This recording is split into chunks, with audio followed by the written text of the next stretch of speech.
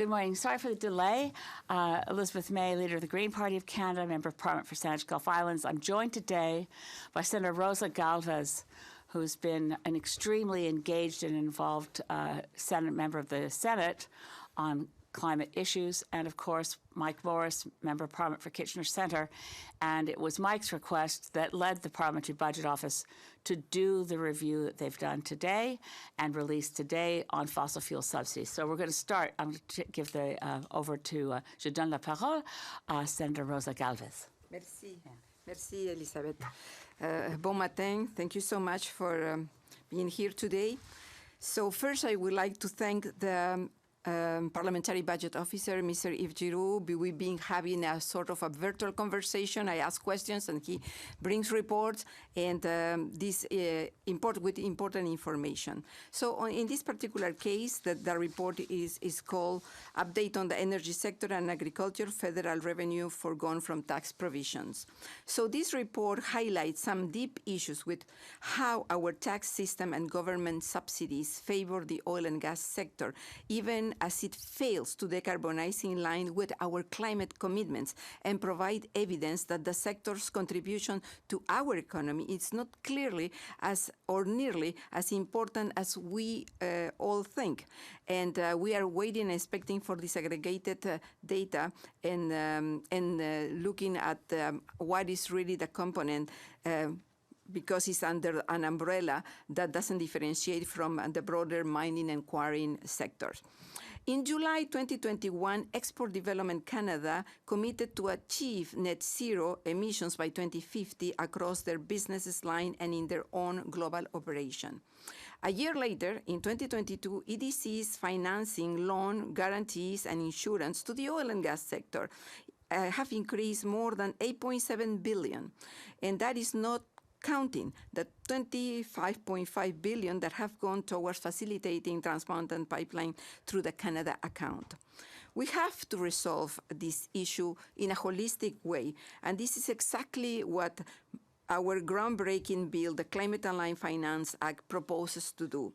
All funding from all Crown corporations, such as the Export Development Canada, will have to go through a very detailed climate alignment screening process, resulting in an annual report.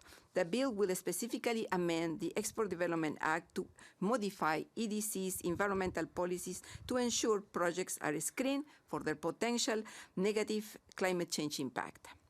With regard to the tax system, the bill mandates that the government, CAFA, mandates that the government come up with an action plan to ask the government to reflect on amending other fields of legislation, such as taxation, bankruptcy, and criminal laws, to incentivize financial products and activities that align with climate commitments and disincentivize financial products and activities that are inconsistent with them. The plan will also focus on developing enforcement mechanisms against greenwashing. These are issues that will also be addressed if the government heeded the call of the 14 MPs, and I thank you so much for your support, from 4 parties behind Motion 84, to use all legislative and regulatory tools to align Canada's financial system with the Paris Agreement. We have a systemic issue when it comes to the climate, fossil fuels, and finance nexus. CAFA is our clarion call for the courageous legislative action. We need to address it.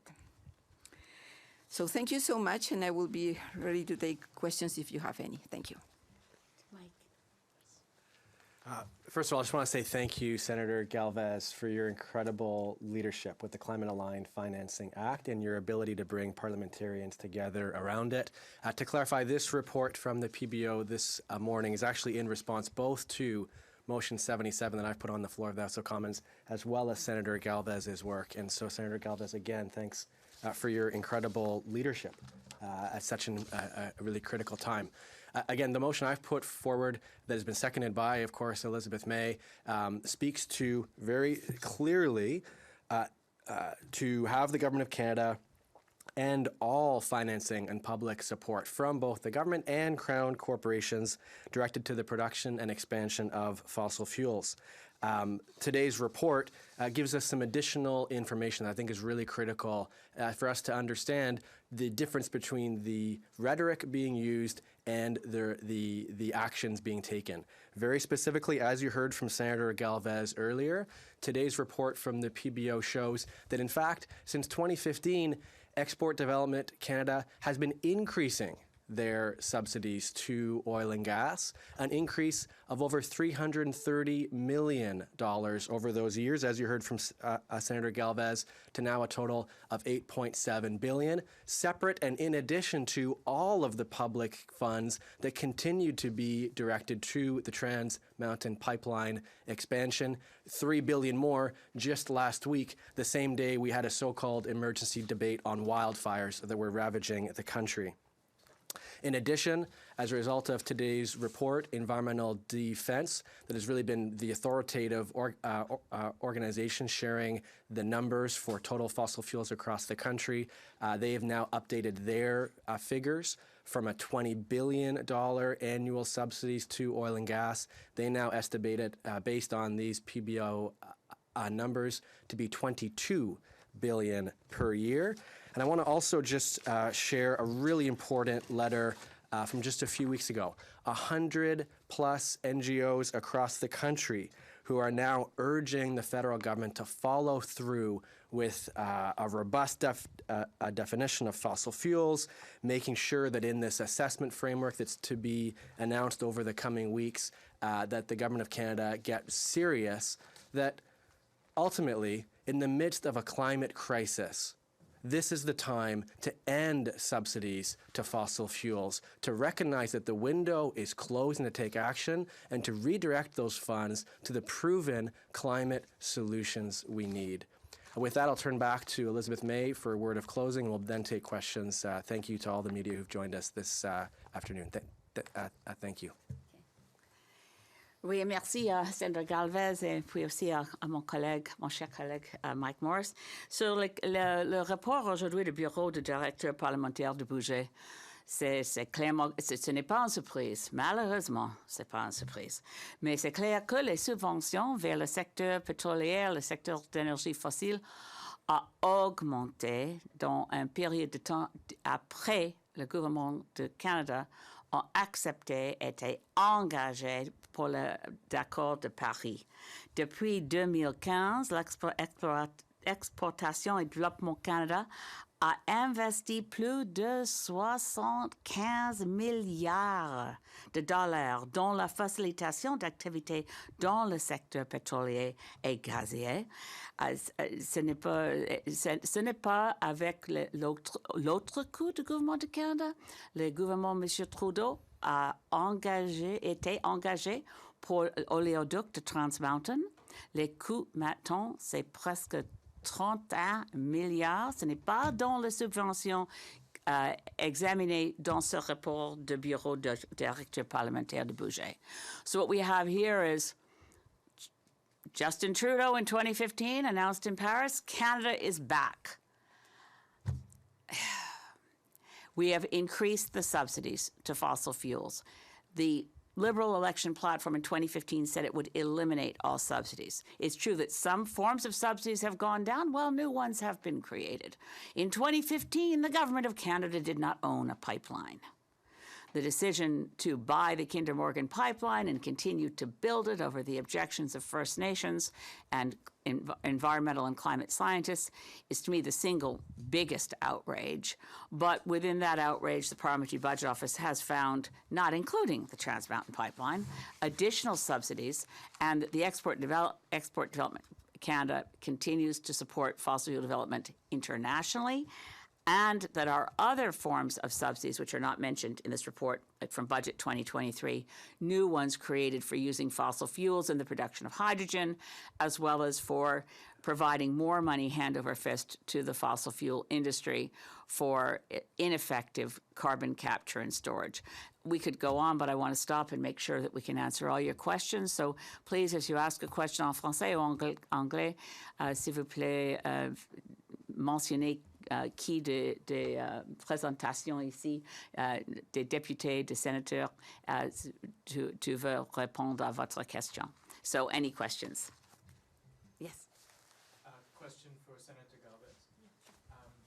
I think it was last year when you specifically asked for Export Development Canada's activities to be included in the Parliamentary Budget Officer report. Yes. And I'm wondering what role you see that entity playing when it comes to subsidies in public finance, because it's not something that's always very visible when you think about what goes towards this industry.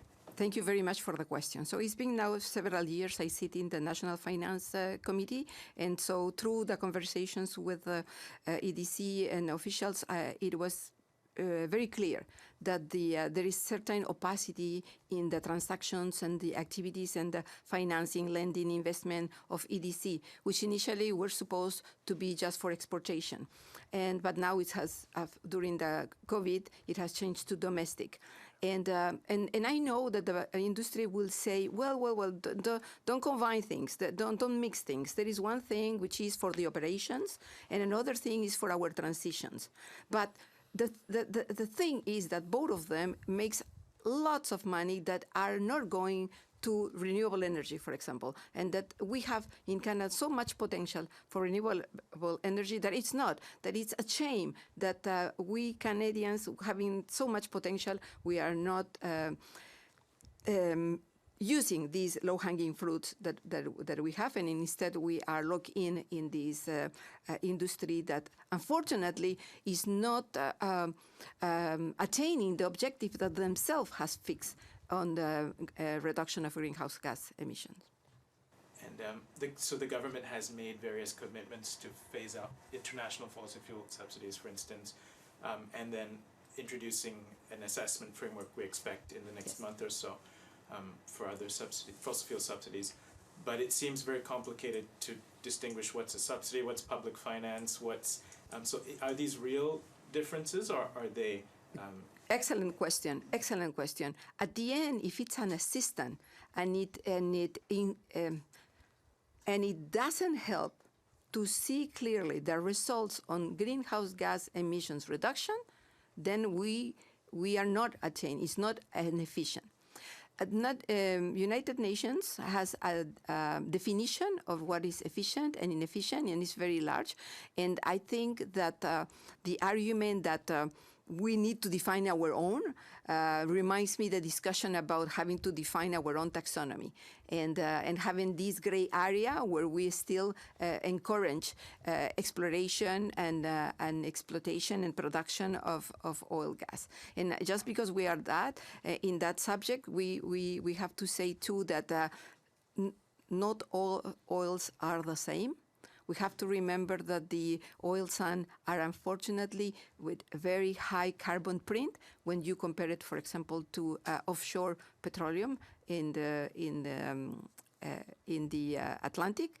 And so, there might be questions about why you're helping them and we're not helping them. But at the end, what we should do is really coming out and transition to low carbon energy and electrification. If I could just add one quick thing, just a small point. Canada has not committed to stopping subsidizing fossil fuels internationally.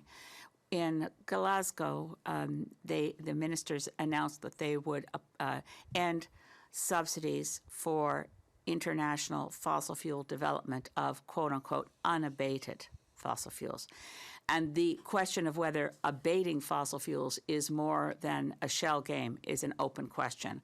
It means, when you're starting a new coal mine or you're drilling somewhere, do you have the potential to have carbon capture and storage, which doesn't work and is very expensive? I can't help but add, what will future generations think of us? That we were in the closing window of opportunity to invest in climate solutions, and we were so busy looking at what kind of fossil fuels subsidies we want to keep. I'll leave it there. Yeah. Just on that difference between, and this for everybody or anybody, between what the government says on climate change and what it does. We did a story today looking at spending on various climate initiatives, and what they said they would spend in the budgets and what public accounts showed they'd actually spend. There was quite a large gap on several of these initiatives. They underspent by billions of dollars.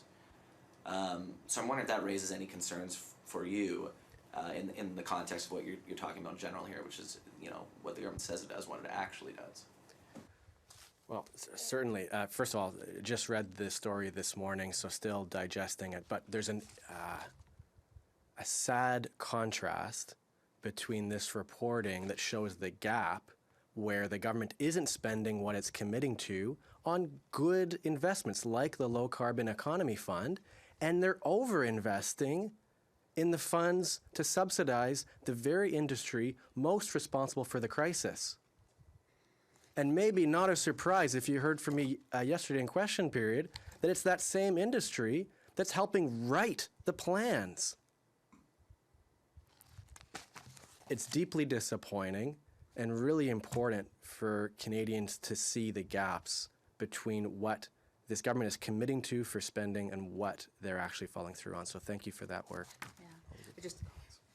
I'm sure that journalists in this room are aware that the reporting to which Mike just refers was in the Narwhal, that Suncor and Shell helped Environment Canada and Climate Change write their plans. It does explain all of the indications that where they come through and overachieve, it's in things like spending $31 billion on a pipeline to ship bitumen for dangerous, risky tanker traffic out of the Port of Vancouver, and where they underspend is on the promises out the other side of their mouth for reducing greenhouse gases.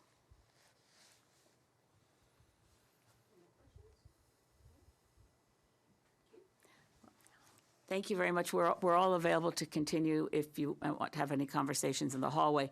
Just in summary, again, I wept with joy in Paris when Justin Trudeau took the stage and said Canada is back.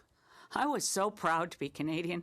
I've been so ashamed at climate conference after climate conference with Stephen Harper as Prime Minister sabotaging. So I'm one of those Canadians who believe Justin Trudeau and feels profoundly cheated. And we are running out of time. The whole country is on fire, facing floods, facing extreme weather events. We have several days left in this place to put together what I've been demanding in Parliament, which is a nonpartisan approach across party lines to be prepared to save lives in the coming months from the climate disasters we can no longer avoid, while the government is avoiding taking those immediately necessary steps to avoid levels of climate crisis to which we cannot adapt. This is, as Mike says, the window is closing. What will future generations think of us? Thank you.